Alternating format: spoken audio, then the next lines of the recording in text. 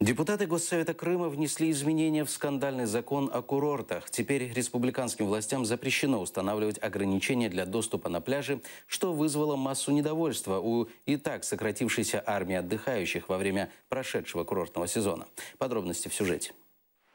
Вопрос о свободном доступе на пляже существует в Крыму столько, сколько вдоль берега Черного моря стоят заборы. Бороться с ними с помощью болгарки начали еще во времена премьерства Анатолия Могилева. Активизировались эти действия с приходом новой российской власти. В преддверии курортного сезона 2014 года активисты общественной организации «Чистый берег Крым» вместе с местными отрядами самообороны ломали по всему полуострову незаконные заборы, преграждающие доступ к прибрежной зоне. Наиболее громкие акции были в Евпатории и Феодосии.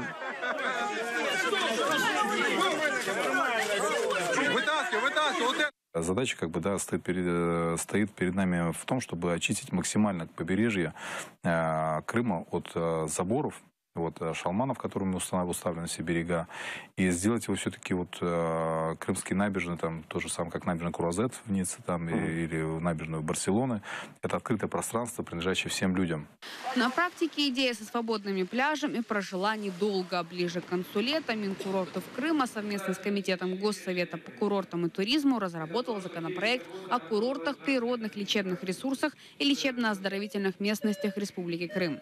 В нем пляжи поделили на две категории – общедоступные и с ограниченным доступом. Общественники сразу забили тревогу. Они были уверены, что проект лоббирует интересы владельцев отелей и здравниц у моря.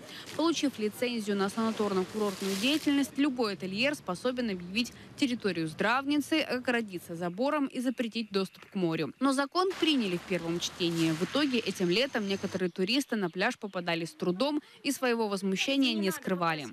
Все пляжи закрыты на всей территории, начиная от верхних санаториев, которые идут «Морской прибой», Айпетри, театр актера, творчество актера, Мисс Хор.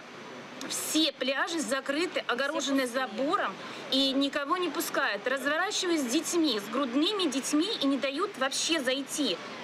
В ответ на возмущение активистов прокуратура Крыма вынесла протест по поводу курортного закона. Основание – он противоречит нормам российского законодательства, согласно которым доступ к береговой зоне имеют все без исключения граждане.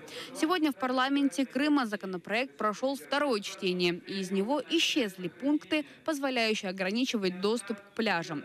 В теории теперь все крымские пляжи стали общедоступными. Как будет на практике, покажет следующий курортный сезон. Лейля Хавиджи, Заман, АТР.